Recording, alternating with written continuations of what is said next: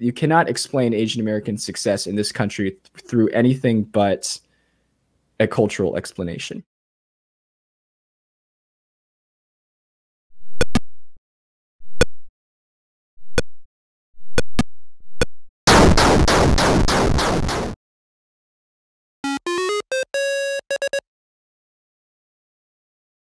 Welcome, everyone, to Unsafe Space. I'm your host, Carter Laren, and I'm joined, as almost always, by Keri Smith. Hello, Carter. Today, we get to be joined by Kenny Xu. Kenny is a journalist for The Federalist and the Daily Signal, and the author of the upcoming book, An Inconvenient Minority, the Ivy League Admissions Cases and the Attack on Asian American Excellence, which you can pre-order on Amazon and Barnes & Noble. He's the lead insider on the Harvard admissions case and the broader attack on the meritocracy in our culture today. He's also producing a corresponding Inconvenient Minority podcast, and I think you're going to get to hear Keri as a guest on that podcast when it's out. You can follow him on social media on Twitter at Kenny M. Xu, and probably other places. Kenny, why don't you tell us where else people can find you? Welcome to the show. Well, thanks so much for having me. Carter, Keri, great to see you. Yeah, I mean, I love your show. I've listened to several podcasts now, episodes and everything like that. And, you know, what got me interested, you know, you talk just some very hard hitting, interesting topics in our culture today. And I think that this topic surrounding Asian Americans and admissions, and then also the large meritocracy, kind of ties in. Why don't you tell people who aren't familiar with the Harvard case, what that's about? Because I'm not sure it has gotten a lot of mainstream press coverage. Sure. Yeah. So in about 5 years ago, a group of Asian American applicants to Harvard actually sued the university for discriminating against them.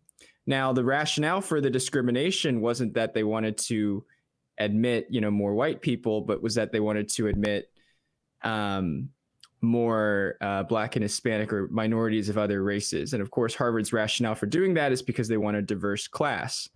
And so I became really interested in this issue because I think it puts together very nicely the fundamental tension that you see when you try to have diversity ideology, right? And the fundamental tension is this idea of meritocracy, right? How far are you willing to go in terms of having the so-called benefits of diversity, especially racial diversity, when you compromise meritocracy? Because what's happening in the Harvard case is that Asian Americans have to get higher test scores and higher grades to have the same chance of admission as other races. And so obviously you're having issues of, you know, who is the most qualified applicant coming in to this case. So I decided to cover it, and you know, it's really cool. It's interesting, right? Because without the Asian community, you would basically have this argument from whites, which no one wants to pay attention to because they're the majority and, you know, considered evil culturally, and they can't play the minority race card. You would have to have this conversation from whites saying, hey, wait a minute, if you're lowering standards for other groups, this affects the meritocracy. But the Asian community is interesting because you can kind of play the minority card status, but actually you outperform whites on average in all these categories. And so it's affecting the Asian community actually more than it's affecting the white community. And I imagine that people who love identity politics get stuck in this between a rock and a hard place where they're supposed to care about the minority group, but on the other hand, they really hate meritocracy. Yeah, Keri mentioned this great song the other day in her podcast, in this podcast, the 40-hour week. Oh, yeah. Are you a fan? Alabama. I love country music. I love even 80s pop country like Alabama. I like. Yeah. Well, I think for a lot of Asians, it's the 60-hour week, right? Oh, yeah. None of the Asians I know in Silicon Valley work 40-hour weeks. Let's just put it's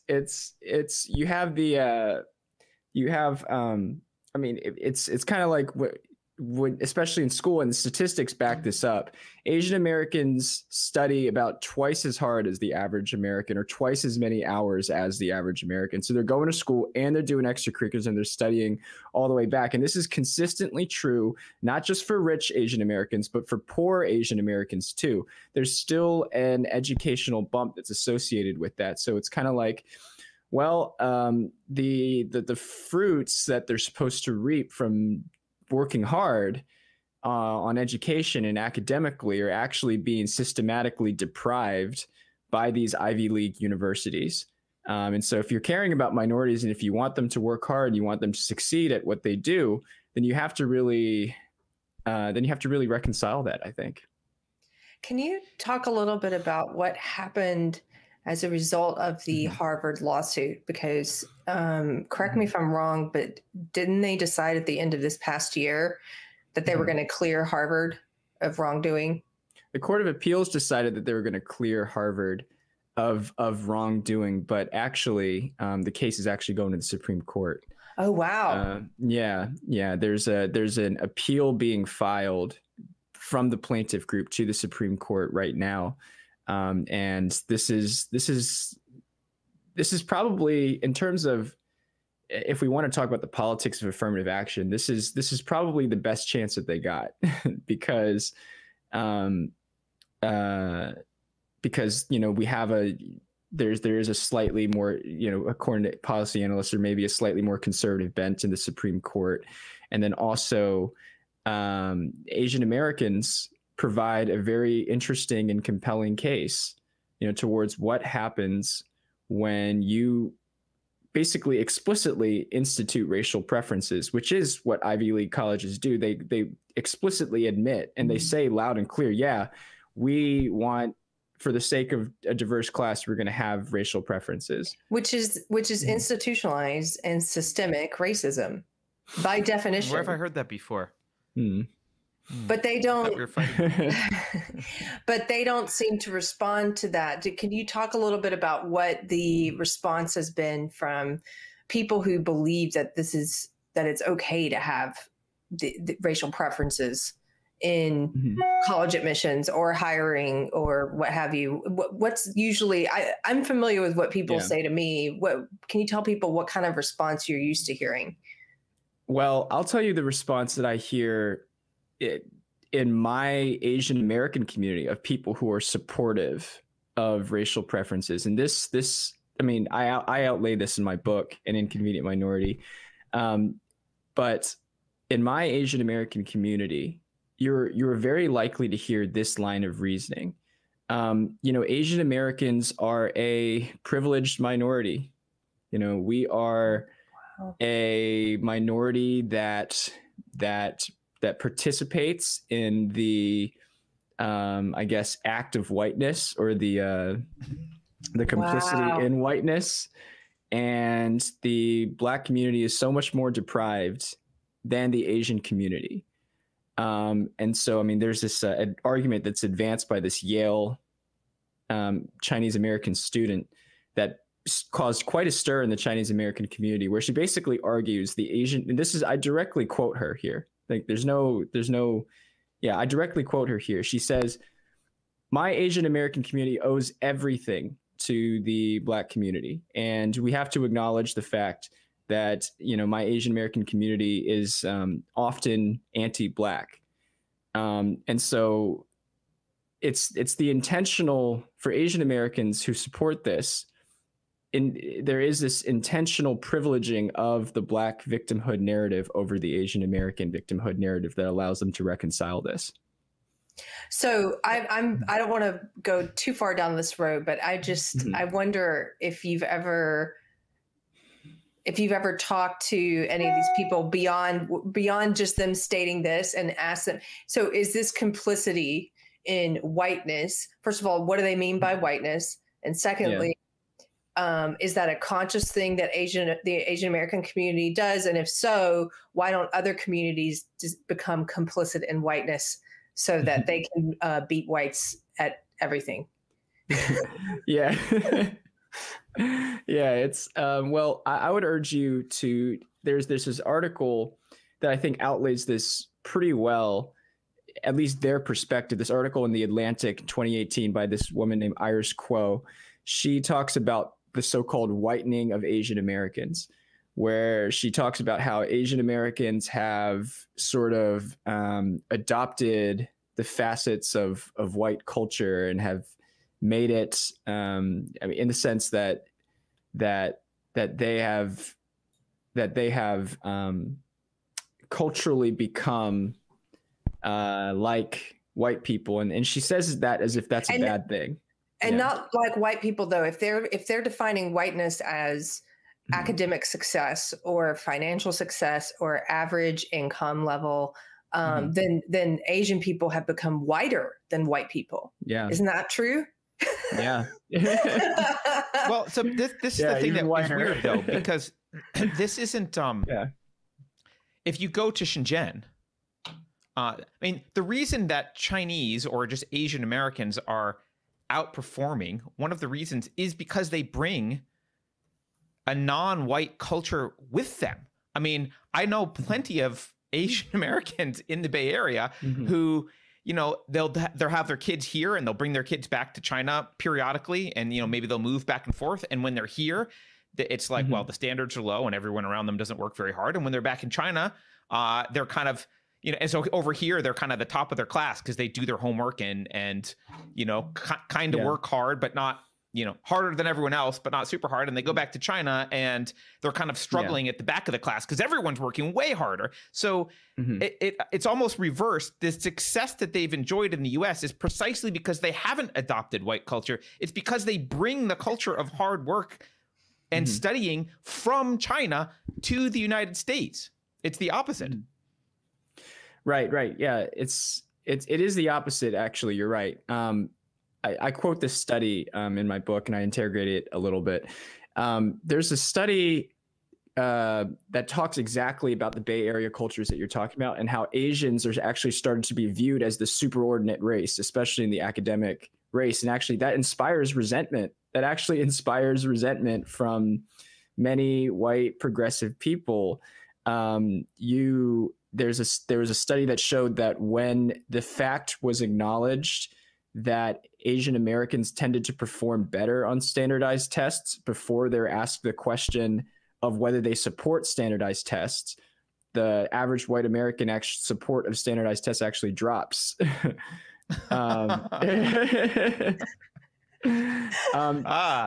Their principles.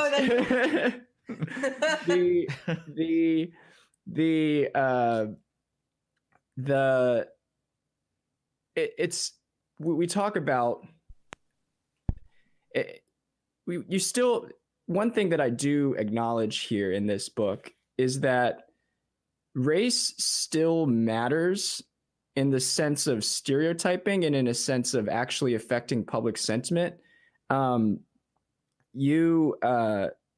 I mean, this is a classic statistic of with Asian Americans with respect to that. But if you think about it, if you are a white elite progressive, you know, living in, you know, the Bay Area or New York, what racial group is primarily likely to be your competition in terms of tech, finance, in terms of the consulting professions that you're at? Well, it's Asian Americans. Asian Americans are disproportionately likely to be your competition. And so sometimes, I mean, most of the time it's dealt with all right, but sometimes there is a little bit of that resentment politics that plays into account when people go after things like standardized tests and when people go after things like Asians' academic performance. There seems to be the Asian community, in my experience, though, seems to also have an advantage in that they're not quick to feel guilt about their success, whereas the white community is very quick to feel bad about, oh, I'm sorry that we're achieving. It must be because of racism. It must be because of this. We must be bad for some reason. This is why these other people aren't achieving. By and large, especially Asians who are fresh from Asia, they don't seem to give a crap about feeling guilty about their success. Which seems to be an advantage. Well, that's changing. It's changing, especially with the second gen and the third gen Asian Americans who are by and large go to universities to get educated and get put into this ideological banner and system and the mill. I was talking with a friend, an Asian American friend, the other day who went to a gifted and talented magnet school, the same one that I went to, actually. And he was Asian American and everything like that. And he basically told me, yeah, like the only reason why I got in was because of luck. Like I was lucky. And honestly, there was a lot of, racism at the school, and I was complicit in that. And yeah, we should throw away all of the tests for admission, because I know that we just game it. Yeah, we just game the test. Throw away the test. So how do you determine who's gifted and talented? Do they have no? Well, I don't think they like the idea of gifted and talented generally. They don't like the idea of Nicole Hannah-Jones, tweeted out this, abolish gifted and talented programs. She said that direct tweet. Also, Lowell High School in San Francisco just voted, the school board just voted a resolution to abandon the standardized test, and for admissions there, they're going to go entirely by lottery. Now it's entirely by lottery for admissions. Wow. That is the one of only 2 schools in the San Francisco region that actually has merit-based admissions requirements, and they abandoned that. And it used to, of course, to be one of the best schools in the nation. Now, who knows what it's going to be. So let me ask you a question. We kind of talked about this when I was on your show a little bit, but why do you think it is that culturally we are more, if you think of a story about equity, Harrison Bergeron, which we mention a lot, by Kurt Vonnegut. If you think of in that story, it's this futuristic, this dystopia where they've tried to compensate for everyone's talents and gifts by handicapping people in all the areas that they're gifted in. So if you're beautiful, you have to wear a bag over your face. If you're a good dancer and you're in a dance troupe, you have to put weights on your limbs so that you dance poorly. And if you're smart, they put a buzzer, a device on your head to interrupt your thoughts. So in this, where we're at now, and I think we're heading towards possibly some kind of nightmare scenario like Harrison Bergeron. Why is it though that where we're at now, why are we focusing on gifted and talented when it comes to academics? Why are we focusing on people who are talented, whether it's IQ or who work really hard and who succeed at school and who achieve at school? Why is it easier to tear those kids down than it is to tear down kids who are gifted and talented in music or in sports? I mean, nobody's talking about getting rid of the qualifications to join the NBA, and let's just pick our NBA players by lottery. There needs to be more Chinese NBA players, clearly. Well, now they are starting. They are actually starting to go after classical music a little bit. Heather McDonald writes a little bit about that.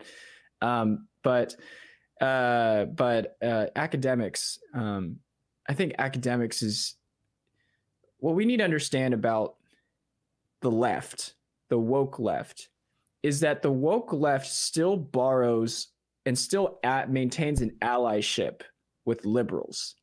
I don't mean like liberals, like classical liberals. I mean like liberals, as in like people on the left side of the spectrum, who vote Democratic, who they have a certain liberal mentality.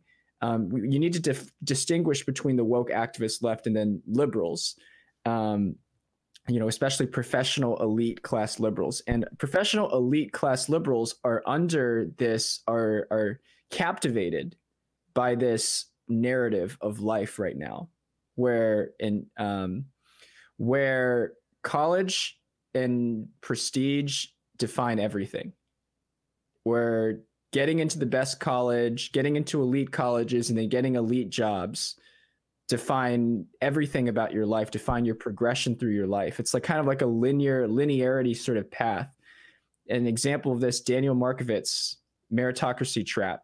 Yale law school professor. He talks about,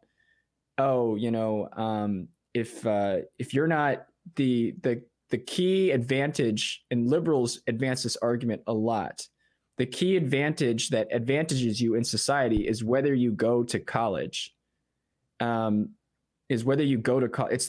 It's college itself that allows you to advance in society.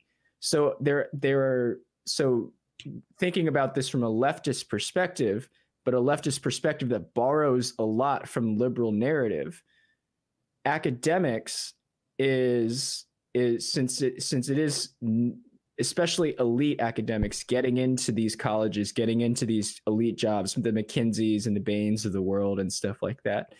If you actually subscribe to that mode of thought, but you're concerned about equity, of course, fundamentally, you're going to target academics as with the razor. Right. So this is the idea, I'm trying to distill what you're saying. This is the idea that David Hogg, because he got into Harvard, will now be much more successful than if he hadn't come into Harvard. Harvard is the springboard from which his life will be propelled into greatness. And there's mixed evidence. About that.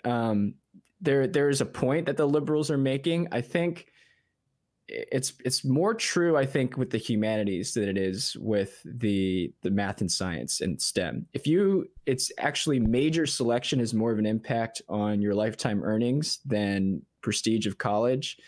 But if you want to major, I guess, in something like English or something like that, and maybe, having a prestigious college background may help you in that process, at least to get your foot in the door. But it by no means is that the rule. I didn't go to Harvard, but I still got my book deal. So, but that's a little bit of a self-fulfilling prophecy, right? Because it's I feel like they've set this up for themselves, because the more objectively measurable your skill set is, the less important it is whether or not you went to a college. So I've hired hundreds of engineers in my life, and some of the best ones didn't graduate high school. They were self-taught, or they maybe graduated and didn't go to college. They were self-taught, but they were super good, because whether you're a good coder or not is completely objectively measurable. You can look at a GitHub repository, you can see how they code, you can see what they've built. Them building it is better than them saying, I have a degree from prestigious university X saying I can build things. But if you move into the humanities, where there are basically no objective standards, and everything's about who you know, and are you in the right clique, and do you go to the right cocktail parties and say the right things? Well, at that point, your membership to that club of elites is really dependent on your pedigree to a much less extent than your talent. That's a great point. And it leads in directly to my point about Asian Americans, which is that Asian Americans, by and large, in general, focus on creating in-demand skills. I would say skills. We focus on skills building. We focus a lot on our merit, on our merit. This is why Google and Facebook are 45% Asian. 45% Asian American, total employees, total tech employees, 55% Asian. And in my book, I actually tell the stories of a few engineers. They basically the software engineering side of Google and Facebook, which is possibly the most important. It's a big part of Google and Facebook. Without your software engineers, without the people who can code reams of data, you're not going to get anywhere near the product that you have today. These are the most irreplaceable employees. They're they say like 90% Asian. Wow. 90% Asian. And what was my point? Oh yeah. So Asian American, this is just a classic, because I'm using the extremes to prove the mean here. But this is a classic example of Asian Americans focusing really hard on cultivating meritorious skills. And I think that works by and large. It helps Asian Americans get to the top third of society in terms of median income pretty easily, works pretty well, I would say. But there are sacrifices that you make with that. And there are reasons why Asian Americans have to do that, because we don't come here with connections. We don't come here with social connections. We don't have the ability to withstand we don't have the ability to withstand a process that isn't meritocratic. And it sort of makes it a little bit fragile, especially when you have these woke equity ideologues coming into power and you see the decline of meritocracy. if meritocracy in America declines substantially, I think Asian Americans are going to be disproportionately hard hit. I think so too, and I think that it becomes clear to me that it's very important for them to indoctrinate Asian Americans, especially second and third generation Asian Americans, into this belief system, so that they become like the Yale student you mentioned, so that they become Asians who are who have this sense of collective guilt on behalf of their race, and who have this sense of, like your friend, that anything they have is based on luck and not their own qualifications or hard work. Because otherwise, if 90% of the people who are actually making Google and Facebook work are Asian, and they don't buy into this belief system, and they recognize that this belief system is specifically targeting them in some ways, well, then who's going to change your code to do all the censorship that you need to do? Who's going to change your, if these are the people who build Big Social, and Big Social is being used as a tool by this ideology at the moment to spread this mind virus and to censor people who speak out against it. Well, you got to get the Asian Americans on board with it. Yeah. I don't know. No. Well, historically, I mean, you've brought this up. I read the excerpt. There's a free chapter. I don't know if it's a whole chapter. It's a free chapter on Amazon, because I know your book's not out yet. But you've talked about how, like, historically Asians actually. You didn't mention this that I remember, but it seems to me today to say that there's a lot of discrimination against Asian Americans broadly is probably not true. Like in the culturally sense, people don't run around throwing racism at Asian Americans generally. But that's not always been true historically. Like historically, Asian Americans were just as, I would say just as oppressed. I mean, I'm not trying to compare it to slavery, but I mean like post-slavery and like the kind of, I'll say the white supremacist kind of attitude, the anti-foreigner attitude, they suffered from that just as much as other groups. Exactly. I mean, they've suffered from, and this is the argument that Asian Americans are a privileged minority. I break down a lot in the book. It's fascinating. It's really, really interesting to do it. There are a lot of people who say, oh, Asian Americans haven't suffered as much. Most of them came after the 1965 Immigration and Nationality Act, which, allowed a lot of Asian, and that was after legalizing segregation, discrimination was over. That is an argument that they use, and that's something that needs to be wrestled with. Here's my point about that. First of all, Asian Americans who've lived here in this country have, for a long time, for generations, have definitely experienced a lot of discrimination, Chinese exclusion, Japanese internment, those kinds of things before 1965. But an even more fundamental point is that Asian Americans have experienced a lot of oppression and discrimination from their home countries, like a lot. I mean, there's so many Chinese Americans who fled the Cultural Revolution, who fled Maoist policies, who fled the limitation of their speech. There's so many Vietnamese Americans who come here with basically pennies to their name, not even that, not even pennies to their name, and they're fleeing, communist oppression and corruption and those kinds of things. And so many of those refugees arrived in the 70s, 80s with nothing. And so they've experienced, it's not like Asian Americans come in here and we're like all crystal clean. We've never experienced oppression in our lives. A ton of us have experienced a ton of oppression in our lives, whether it was historically in this country or whether it was in our home countries. Yeah. And yet, as a community, they've clearly outperformed. Which raises the whole idea of the complete boogeyman of the left culture. I mean, you cannot explain Asian American success, and the left has attempted to do it. They have attempted to do it through things like, oh, they're the privileged minority, their association with whiteness or whatever that is. You cannot explain Asian American success in this country through anything but a cultural explanation. See, the issue here is that wokeness, social justice ideology, this social justice part of the left, and I know you know this, but they always start with their conclusion in hand. They don't follow the scientific method. They start with their conclusion in hand. If they see a disparity, they say, well, it must be because of oppression, because of racism or sexism or homophobia, et cetera. And they don't actually they'll cherry pick evidence to try to back that up, but it doesn't hold water when you test it, when you test that theory. So for example, they'll say, trans people have a very high suicide rate because they face discrimination. That's why they have and they start with that premise. Right. That's why they have it. And then when you point out something like, really, because Black people face discrimination and historically face discrimination, and they have a very low suicide rate, lower than white people.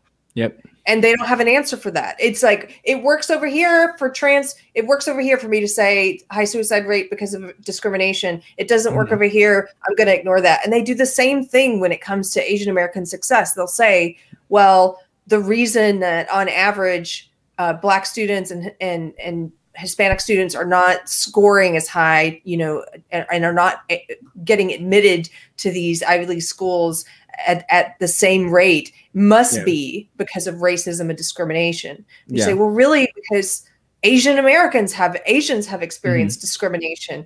It doesn't work. That doesn't work to take that. It doesn't hold water when you try and test that hypothesis. But they ignore that. I don't know. I don't really have a question there. It just makes me really frustrated.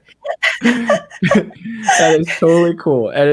Look, this is so fascinating because Carter, what you were talking about as well, about it's the things that the Asian Americans bring that are not from America that help them to advance in some circumspect in this society, some circumstance, excuse me. And I think that, you know, I agree, right? I mean, like, it's just you cannot to say that Asian Americans are getting where they are today in society because of proximity to whiteness or something like that. It doesn't make any sense. It doesn't make any sense because what is the most proximal to whiteness? It's whiteness. It's white. Yeah, but that's why I think it's funny. Most proximal to whiteness. But that's why I think it's funny though, because if what they're defining as whiteness, which first of all is super racist to define academic achievement as whiteness. But if that's what they're defining as whiteness, well then Asians are whiter than white people. Which doesn't make any sense. It doesn't make any sense. I mean, I would say to people who make that argument, like, go visit Shenzhen and you'll not see a whiter place then, right? Because that's where all of these things that are categorized as white, you know, reason, hard work, meritocracy, like all this stuff, they showing up on time, whatever it is, like all these things that are categorized as whiteness are frankly more prevalent in parts of Asia than they are in average American towns and cities. So it's actually, I don't know if there's really a question in there, but I guess I do have a question about your contention that, you know, the ABCs are less Chinese than the American-born Chinese, like the second generation, third generation, fourth generation are kind of becoming more woke. What do you think is going to happen? Like, do you think that this is going to, are they just going to get absorbed into leftist white culture and cease to be kind of their own category? Because like that has happened with other ethnic groups, right? If you look at, you know, 100 years ago, Italians weren't the same as Polish or what, not considered white people. Right. The Irish were not considered white people. Right. They are Asians going to be not considered different? Are they going to just end up being assimilated and it's like they're the non-person of color now? There's two, really you're pointing out two trends. One is with the woke trend and then one is with the actual American trend that's going on. first I want to address the woke trend. You need to understand the process for how second generation and third generation Asian Americans are pulled into woke ideology. Okay. First, they go into college and they attend, a mandatory diversity seminar like I was forced to attend, when I was a freshman at Davidson. They're forced to attend a mandatory diversity seminar. And in this diversity seminar, they get lulled in by the fact that they're a person of color. It's the idea, okay, you are a person of color. So the sales pitch effectively of wokeness is that we want you to align with us because you're aligning with the whole broader person of color movement. You're special. Yeah, you're not, special. And not with the oppressors. Yeah, you're not with the oppressors. We don't want you to be with the oppressors like the white people. You have your own victim narrative. Come to our victim narrative. And so the Asian Americans get suckered in. Then they're taught things like, we need to acknowledge that, even among people of color, there are more privileged people of color than others. So you're still part of our group, but we're going to ask you to have to sacrifice some things. We're going to have to ask you to just explain or not explain. What's the word that people interrogate? Interrogate your whiteness. Interrogate the remnants of the whiteness that you still have, which are things like, hard work and achievement and those kinds of things. And the Asians are like, yeah, like I want to be in solidarity with you. Like I want to be in solidarity with you. I don't. And of course the test is racist. Of course, those kinds of things. And fundamentally, these are things that obviously first generation Asian Americans do not believe whatsoever by a very large majority. And so fundamentally what happens is that there's a lot of tension between the first gen community and their values and the second gen and their values. And oftentimes it comes to a head, in Asian American communities, and they butt heads about it. Let me jump in here because this was my experience as well. And I know you're quite a bit younger than me, but when I was indoctrinated at Duke, it was similar. They pitch it, they sell it. You call it a sales pitch. They sell it to people based on what marginalized status they check off within the ideology. Because it's all about like every little bit of your identity, right? Is they divide it up into whether you're privileged or you're marginalized, whether you're the oppressor or the oppressed.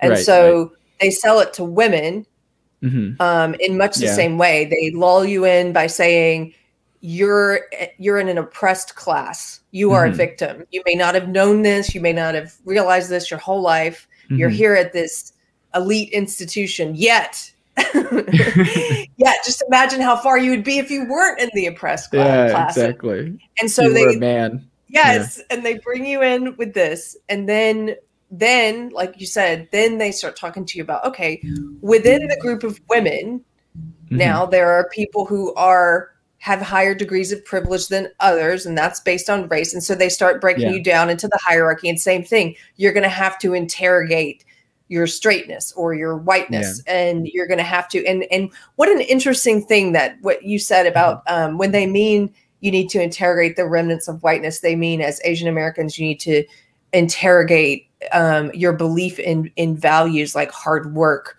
or individualism or achievement. And they do the same thing to women. They try and get you to associate those things with whiteness and with maleness, that there's something bad about these things because these are things that the white male patriarchy has propped up. And it just strikes me that what's the end result of this belief system when they're taking people who have presumably gotten to where they are in part because they valued hard work, achievement, and now they're being told to tear those values down. Where do we go from there? If the end result is an entirely separate hierarchy. They create another hierarchy. Then the creation of the hierarchy puts themselves at the top. That's what it is. instead of the hierarchy being about meritocracy and merit, the hierarchy is now about race. And if you are a certain race based on your background, you are at the top. They would say you're at the bottom. But the reason why they would say that you're at the bottom is because you can get the unmerited privileges of being so-called at the bottom, which is, of course, you know, the social capital, the racial preferences, the pole position in the diversity and inclusion, in the very lucrative diversity and inclusion movement.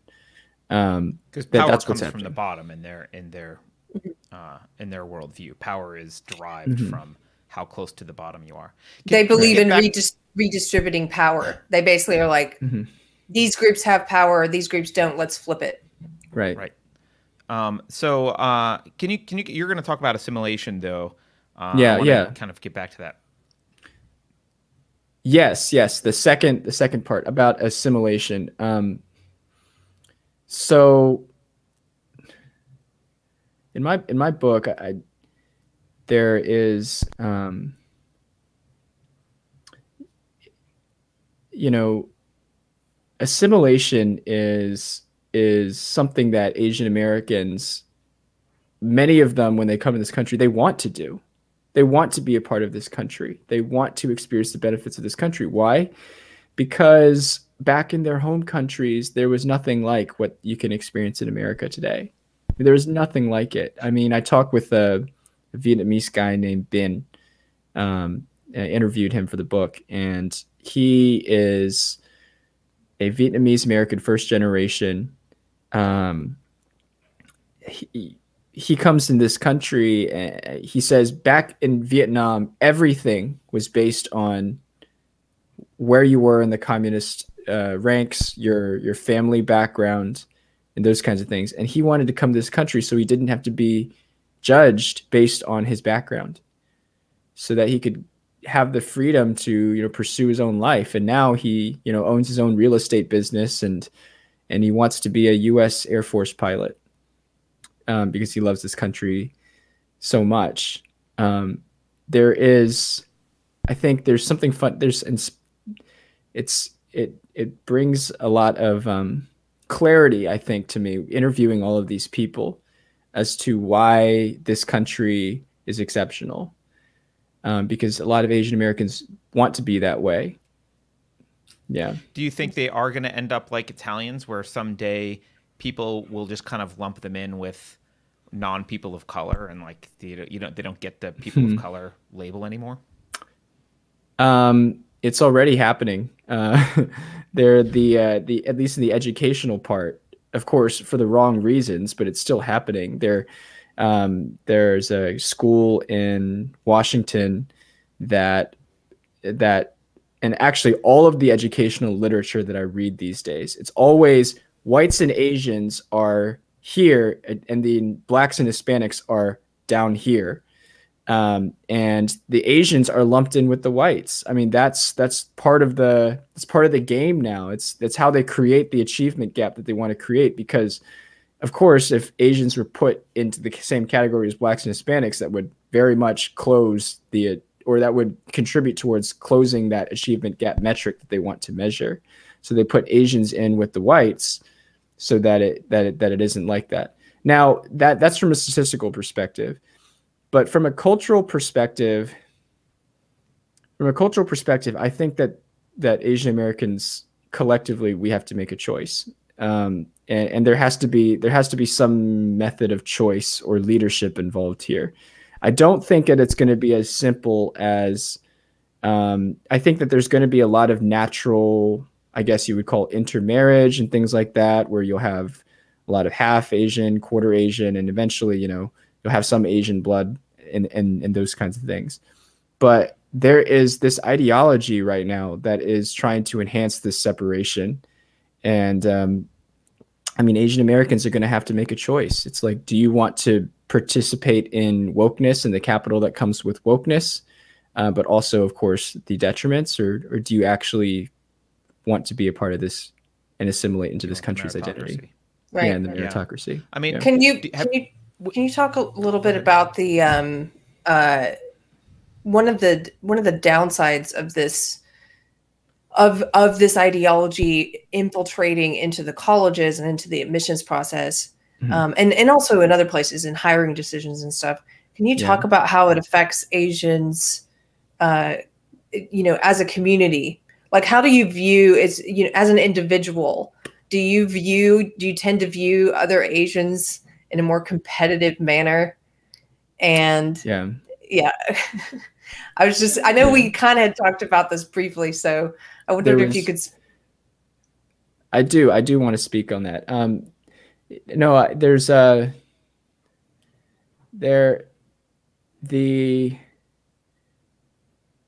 growing up, I grew up around a number of different Asians and things like that. And, a lot of them are my friends and things like that. But the knowing that Harvard and Princeton and college, which is what a lot of Asian Americans are, unfortunately, a lot of us in our community are obsessed with those places in some cases. But the notion of those places discriminating against us on the basis of race, and does pit us Asian Americans uniquely against each other, I would say. There were people who, like I tell the story, there's a guy who basically he was a math champion in his school and things like that. He was definitely number one, in his class in math and things like that. And then suddenly when totally he was breaking the stereotype there. Yeah, totally. Exactly. And then, but just to even further reinforce the stereotype, here comes the 6th grader when he's in 8th grade who comes onto the math team and starts competing with him in math and actually getting close to where he is. And then this guy was just had feelings of hostility towards him and things like that. Cause he knew that, because he knew that, well, there was like this sense in him that he was going to be judged based on people who look like him and are around him and not based on the general population. And so obviously that increases the competition culture up to 100, up to 110 in communities like this. Sure. When you were researching your book, did you run across any studies about the achievements by generation? So like 1st generation immigrants, 2nd, 3rd, 4th generation, are they maintaining their status? Are they maintaining their high achievement? Or as they adopt some American ways, is that falling away? Amy Chua, who I don't know. Do you guys know Amy Chua? I don't. I know of her, but she's a Yale law professor or Yale University professor.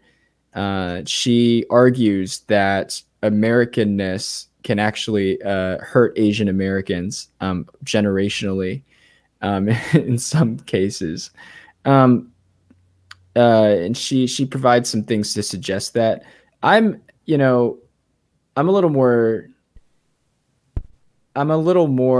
mixed on that, just because I think even while Asian Americans sure acquire some cultural traits that maybe are distasteful from an academic perspective, they acquire some cultural traits that are beneficial in American society.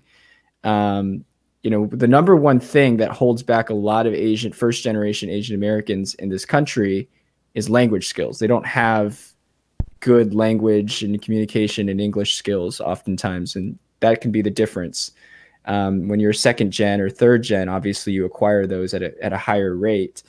And so you're kind of able to weather that as well. But there's no question though that if you are, concentrated fully on academics, as a 1st generation Asian American parent, your focus is generally on academics. And so when you branch out towards other interests, that definitely has effects. Yeah. But you're taking a very holistic approach. I guess I meant specifically in like academic performance. Does it drop over generations? I don't know. Yeah, I don't know either. I don't know either. I don't know either. Because intuitively, you sit back and you look at the Asian community as a white guy, and there is a work ethic that is unique, absolutely, especially you know, you compare any random elementary or high school kid in the US to a random elementary or high school kid in China, and it's night and day in terms of the amount of work and effort that they're putting in to achieve. It's not even, it's like two different species. They're totally unrelated. Well, I talk about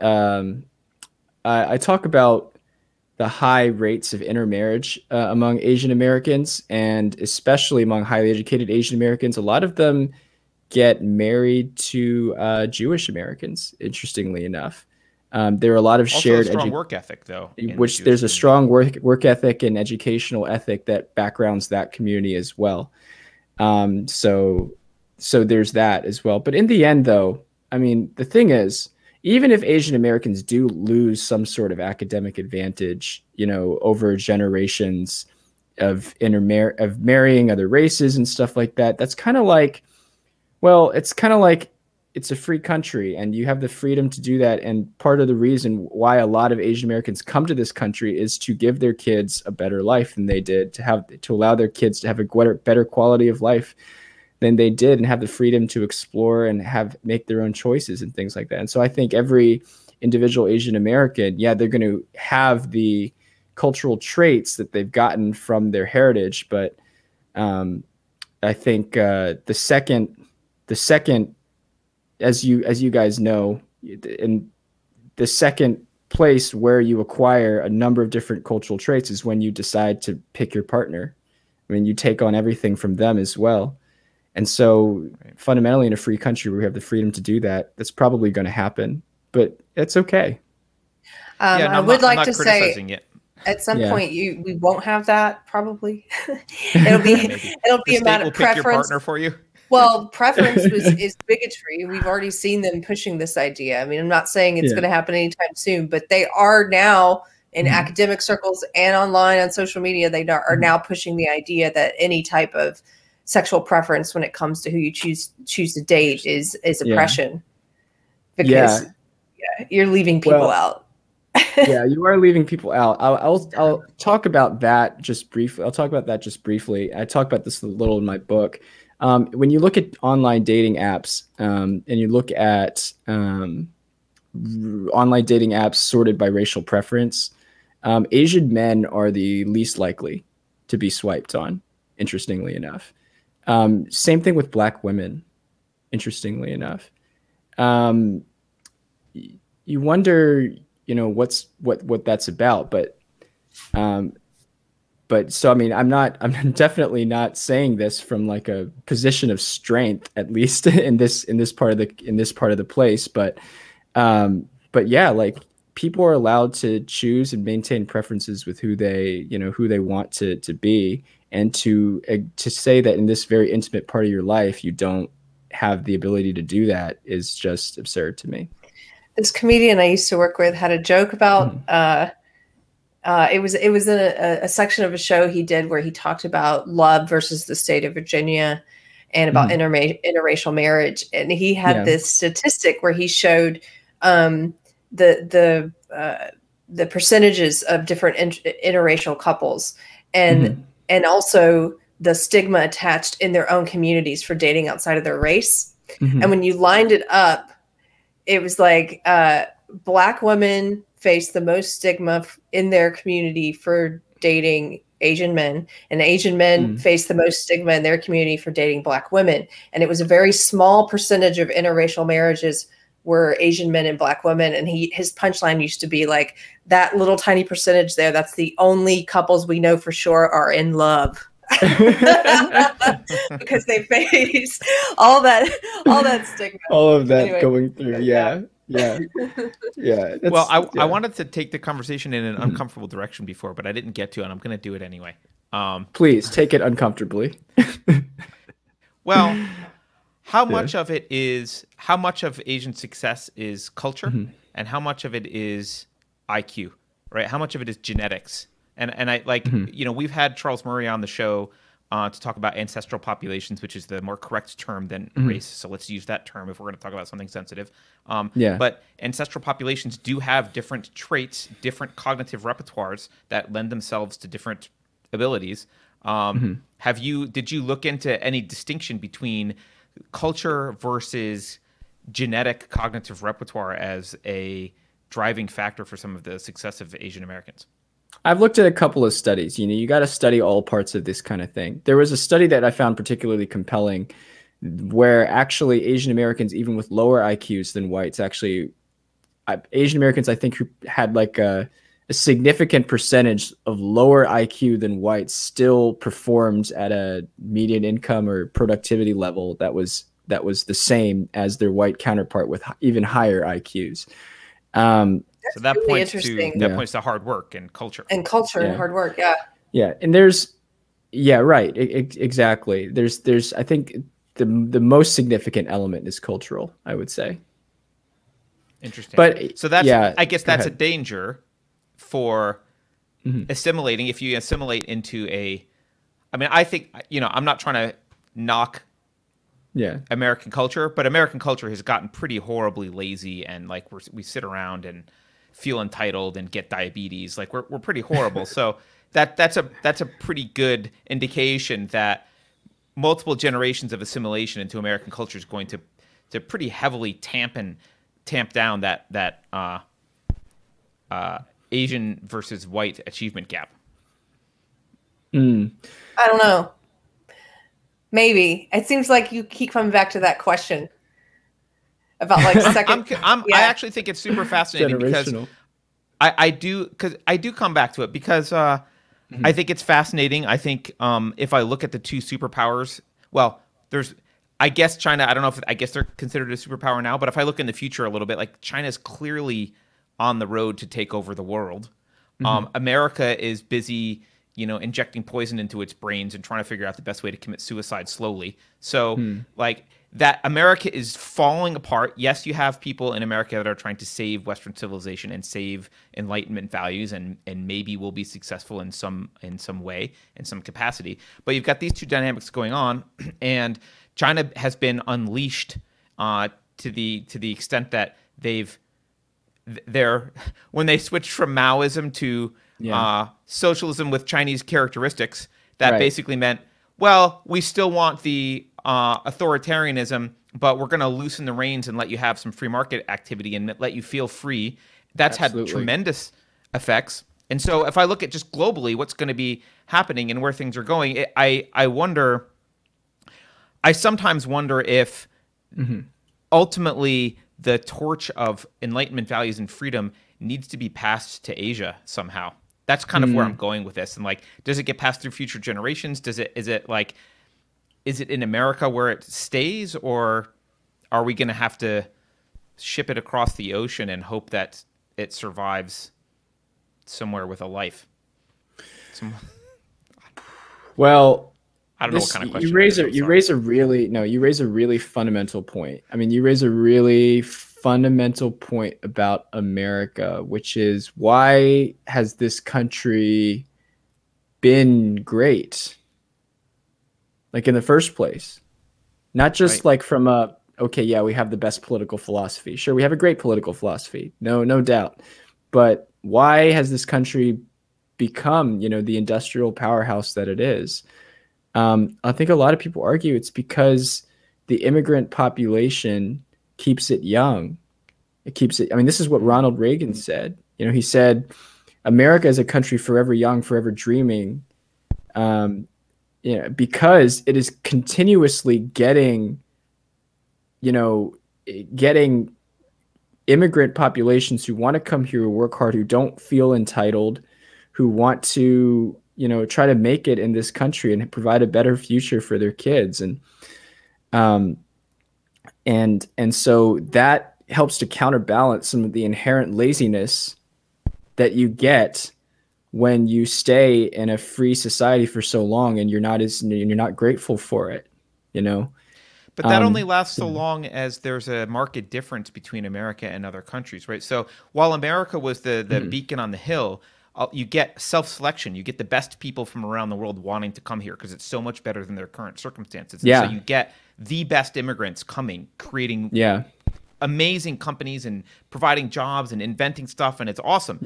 But the more that America kind of sinks into the abyss, and the less difference there is between, right now, there's, other than owning guns and maybe I would have said maybe free speech, but not lately with Facebook and Twitter. And there, other than maybe owning guns, there's really not a lot of difference between living in Shenzhen and living in San Francisco.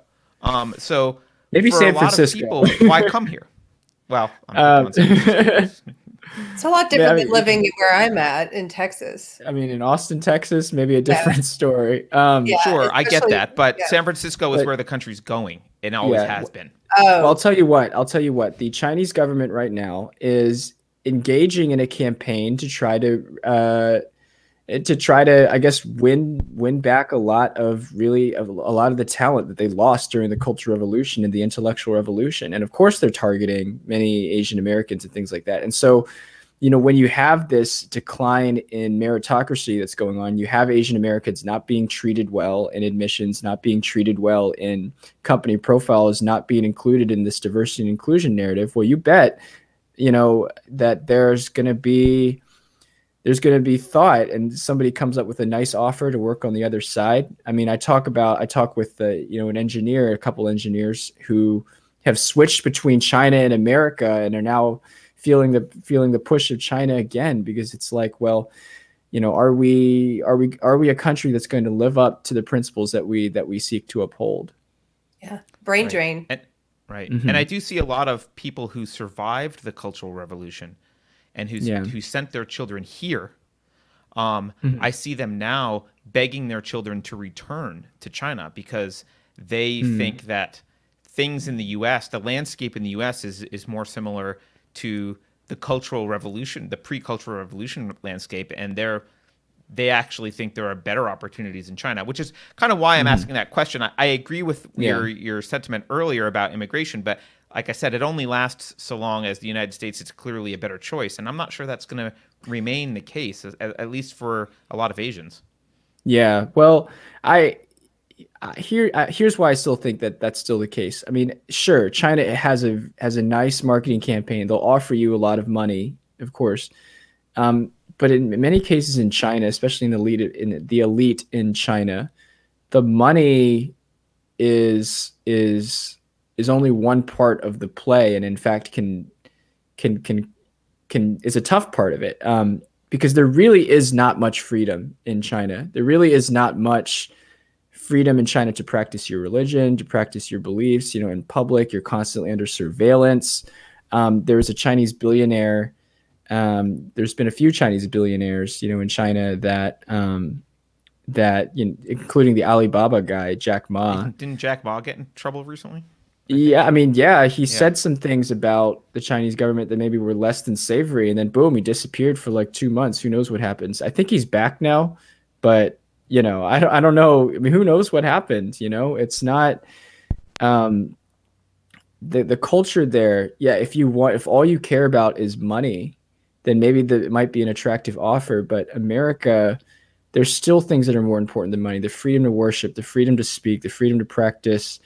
What you can, to have a family, to settle down, and also.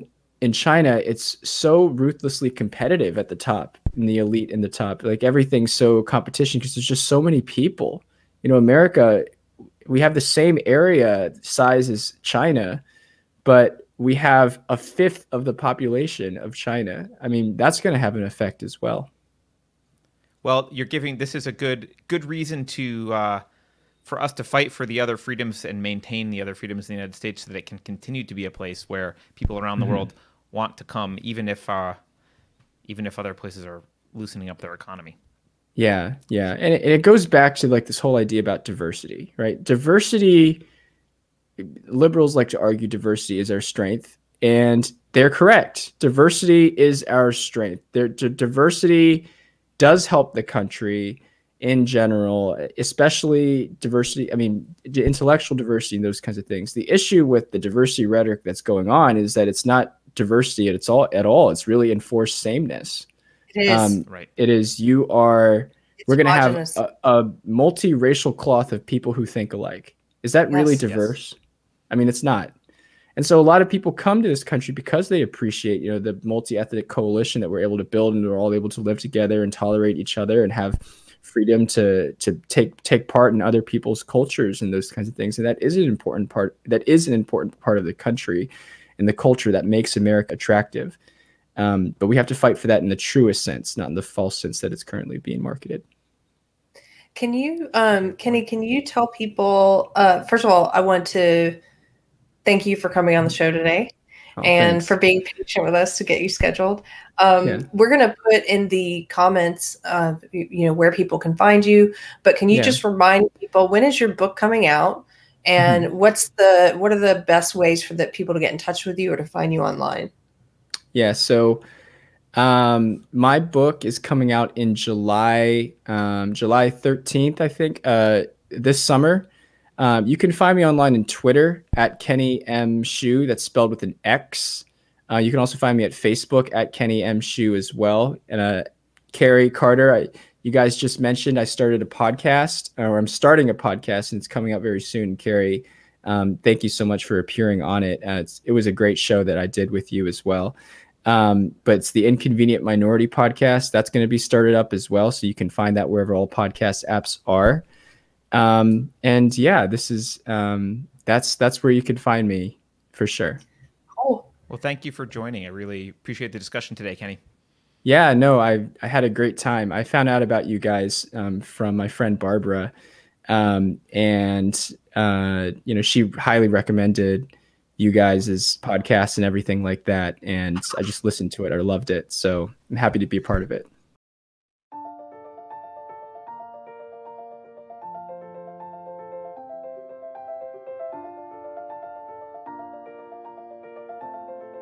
Thanks for watching. If you're new to the channel, we have a deep content library that includes interviews with everyone from Mike Cernovich to Megan Murphy. So go check it out. If you'd like to see more, please consider supporting the show by visiting unsafespace.com/donate. You can find us on all the major social media platforms, at least for now, and you can find a community of like-minded individuals on our Unsafe Space chat on Telegram. See you there.